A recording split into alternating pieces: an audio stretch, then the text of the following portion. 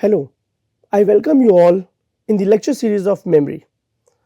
Previously, we discussed about different types of forgetting, and in detail we discussed about the decay, interference, trace degradation, and cue impairment and availability. Today, we are going to talk about the idea of forgetting before the psychology was being came into light. The time when Sigmund Freud, an analytical psychologist, was talking about the defense mechanism, when he was talking about the coping mechanism an individual is undergoing through. As a result, the individual come up with 12 types of different defense mechanism.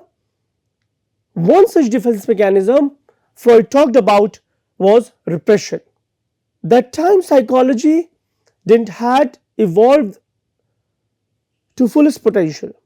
Today in the modern world, psychology is addressing several issues related to forgetting. However, the time when Freud was proposing the concept of repression, it was very new. He proposed that some memories be inhibited in a human being through a process called repression, which is motivated forgetting. People are motivated to forget this information. Why people are motivated to forget this information? Because of a coping strategy. From what they want to cope up with. The individual want to cope up from the anxiety, shame and guilt which they hold. And this anxiety, shame and guilt is stemming out from unconscious conflict which an individual is happening. As a result, individual try to repress these feelings, these emotions over a period of time, and this repression of information is a defense mechanism where individual forget it deliberately. The goal of defense mechanism when Freud was proposing, it was a temporarily delay the negative feelings which an individual is feeling. A brief moment of time when you can avoid your negative feeling, which result into the building of a person unconscious traits which being come up from some past or present situation. So when Freud proposed this repression, he suggested that it's a motivated forgetting. An individual is trying to forget the information as a result of shame and guilt and anxiety. Several psychologists talked about the issues related with repression. If a person is repressing the memories of his or her past, and then when this person is recovering this information during the therapy verification, if the event has actually occurred or not, if that traumatic event or a specific traumatic event is actually interfering and affecting the life of an individual, then people try to understand that, and at the time of retrieval, at the time of recovering about that traumatic information, what they have observed is that they produce false memories, the memories which is not real in nature, the memory which they create, the memory which they are creating to gain sympathy. This might be unintentional, but it doesn't give a clarity that if the event has actually occurred or didn't have occurred. So repression, the information which an individual has repressed the information, repressed the memory of certain event, or incident, at the time of recovery, it could be a false memory. Many instances people have seen this and reported. We know there are many ways to forget information, and as we have seen in earlier talks, that decay, interference, queue availability, queue impairment, trace degradation are such methods through which the information is getting lost. So, should forgetting of a traumatic event occur? And memory researchers want to establish this notion that repression was the cause of forgetting rather than a form of forgetting. Repression is leading to cause rather it is a type of forgetting. Researchers have established this notion that repression is one of the defense mechanism which individual is using to cope up from the anxiety, shame, guilt, etc. Any sort of negative feeling which people tend to avoid it, they try to repress it. Now, when we talk about such aspects and idea, it is important for us to understand that how the monitoring is being performed.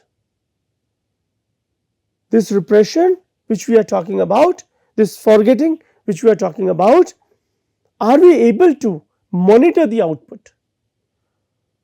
Most of the time what we have seen that we have talked about the effortfulness, controlled learning, where we cannot recall some information simply. We need to pay attention to detail on the time. So, how much time we are paying attention to some events? How much attention we are paying towards that event?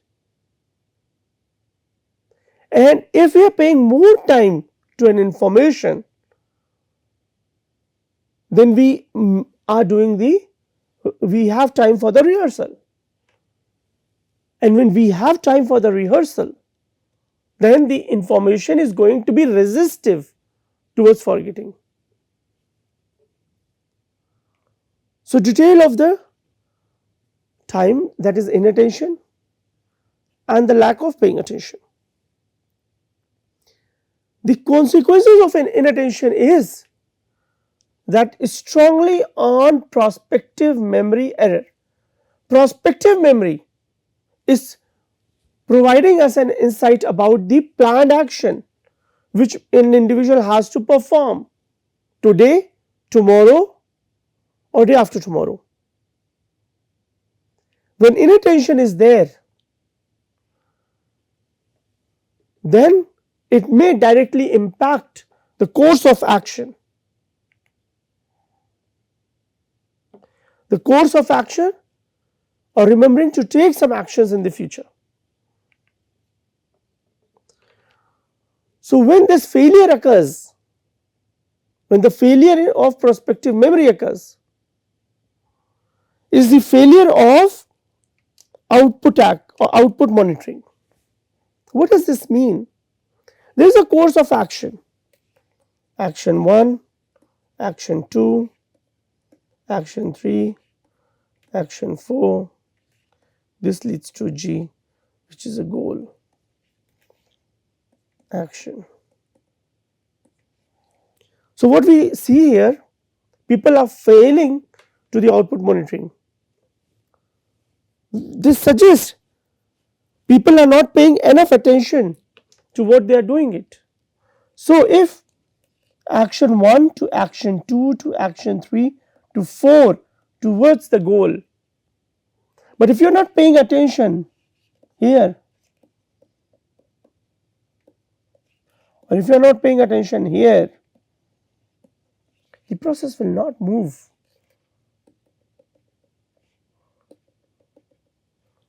And that is what output monitoring is talking about. If we talk about the output monitoring, we have to understand the two kinds of output monitoring. And this output monitoring is extensively being used in the human factor ergonomics.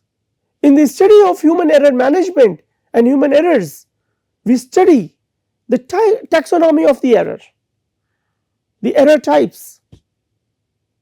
Here what we are talking about, two kinds of output monitoring. Omission, where we think that we have performed the action but we haven't done. Commission, when the action has to be performed but something else has been done.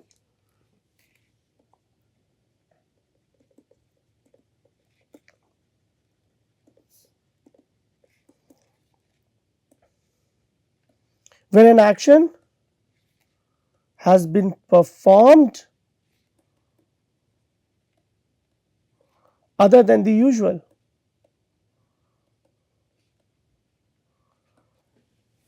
You have to do control S, but instead you did control D. You have deleted it. Omission, performed the action but did not happen. It didn't happen. So when we are talking about the omission, where we are thinking that we have performed some action, but actually we haven't, a lapse has happened. So the taxonomy of error, if you talk about, there are several types of errors are there. To name few, it could be knowledge based, rule based, slips, lapses, violation. Repetition, when we forget that we did some action, so we repeat it again and again and again. And this monitoring is indicating that a certain action has been performed already. And as a result of repetition error occurs. Repeating something which had been already done. Goal switches, moving from one goal to another during an activity without realizing it.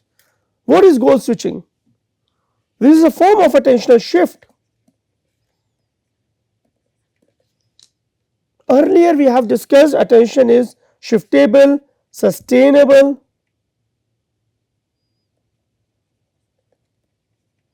selective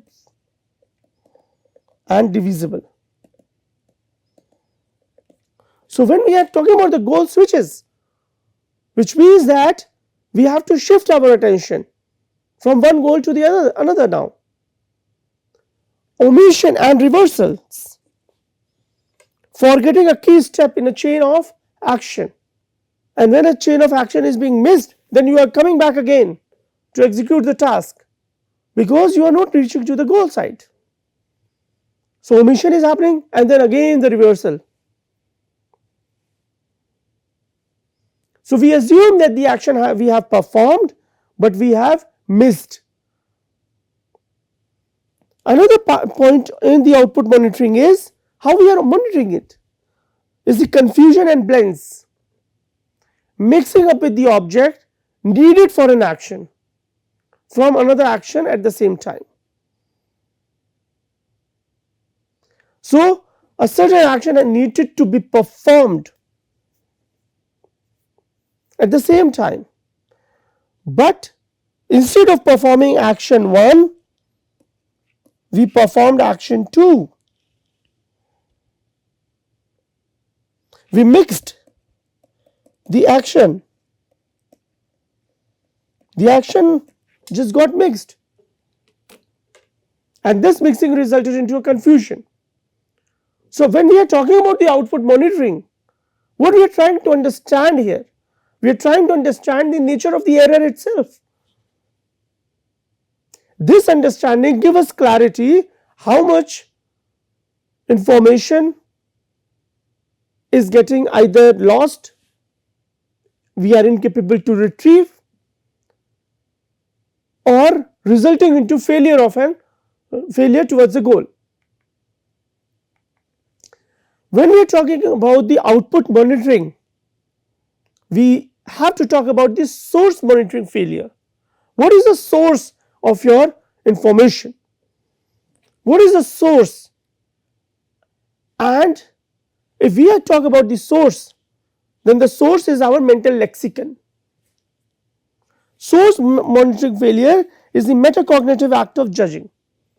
Metacognition, cognition of cognition, knowing about your cognition, the source of memory, such as whether we read a particular bit of information or where we have read this, or we haven't read this information at all.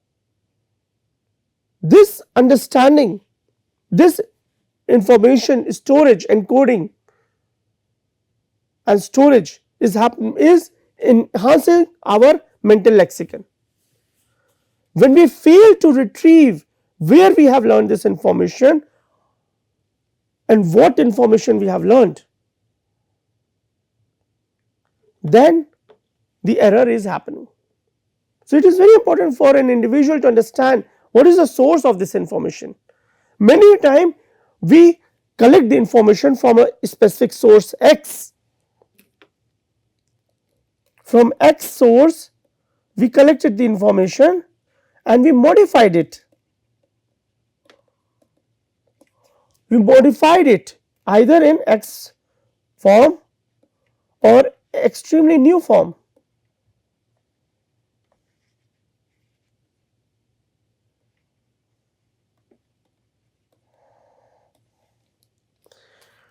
So the question is, what is the origin of memory in source monitoring? So details of the circumstances of the event we have to discuss in deciding what is there. So the physical environment is there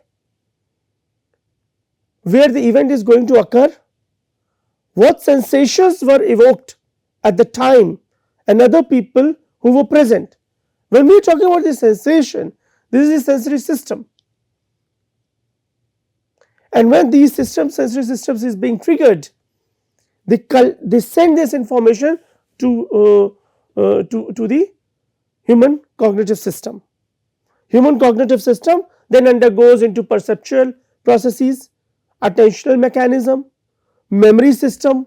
In memory system, the working memory, retrieval of long term memory, response selection happens, response execution happens, then again the feedback loop is given going back to the sensory system, providing the feedback to the sensory registry that the information which you have collected from the physical environment is this. Do you mean this or do you mean something else? This feedback is a constant process, and this circular mechanism process is happening again and again to just monitor it, to ensure the information which is coming from the sensory system, what is its source? Is it present in the environment or is it not present in the environment? Now when we talk about the source monitoring failure, earlier we discussed about the source monitoring failure. So when we talk about the source monitoring failure, information about a specific time period tends to lost as well, and what is retained is relatively coarse in nature. This is very simple process. Why we are losing this information? Sometimes specific information, autobiographical memory is there, episodic memory is there without getting impaired. However, the information sometimes related to time period is lost because of the complexity, because of a cognitive load. So when we recall the source event information, memory becomes more difficult when different sources are highly similar. So when we talk about the wild cats recalling the source information about the wildcat may create confusion.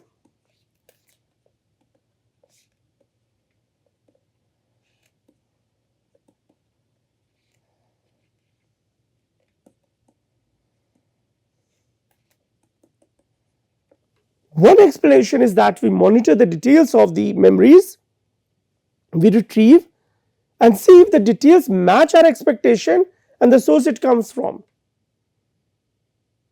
This monitoring is providing an insight. What is the source from where I have got this information? The reason being, we are bombarded with thousands of stimuli, and we encode these stimuli based on our selection. The information which we pay attention to only passing down to the short term memory or working memory for further processing. But every time when we monitor, we are making our system more and more robust and resistant towards the consolidation of information. So, we monitor it so that we know what the information we have retrieved, and if the information which we have retrieved is matching our expectation or not. If there is a mismatch with our expectation, then the retrieval of the information is a failure. As familiarity with the source increases, more and more you get familiar with the source, our ability to use the source information about the source seems to decrease. Because once you get familiar, it becomes automatic.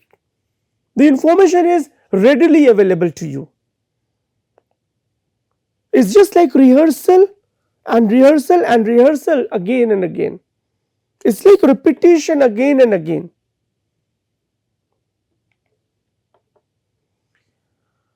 So, what we studied in this lecture is the repression, the concept and idea proposed by Sigmund Freud long before, when the psychology was being still blooming.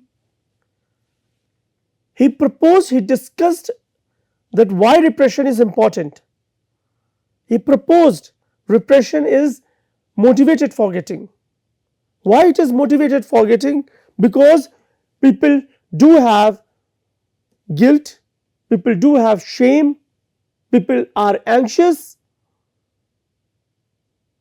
and in order to defend these negative emotional affective experiences, one has to come up with a coping mechanism. How to overcome these problems, and to overcome these problems, he proposed 12 different mechanisms are there, defense mechanisms are there. Out of those 12, one is the repression. People trying to repress the information which they do not need. We even tried to study and investigate the role of output monitoring, the role of output monitoring failure. Why is it failing it? Why is it important for an individual? Why is it important for an individual to understand how much attention is being paid or how much inattentive they are? If they are inattentive to the stimuli or the information processing, then the response selection, response execution, encoding, storage, retrieval, everything will be compromised. We further discussed about it, the source of monitoring failure. What is the source of information?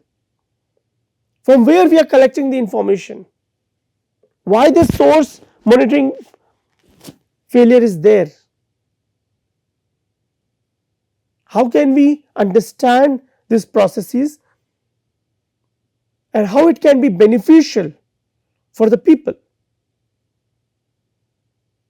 In the long run, we will also understand when the source is not present, when people are retrieving the information with the therapist, a false memory is being, the high chances of false memory production is there. We have been discussing these elements in the eyewitness testimony.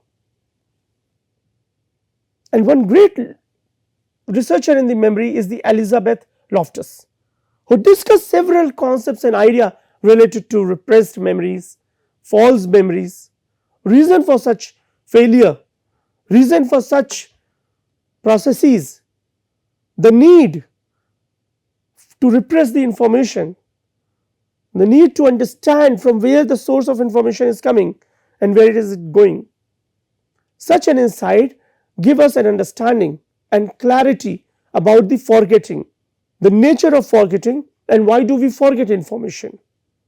With this, I will end this session here. In the next lecture, we are going to conclude the topic of forgetting with some new topic. Thank you.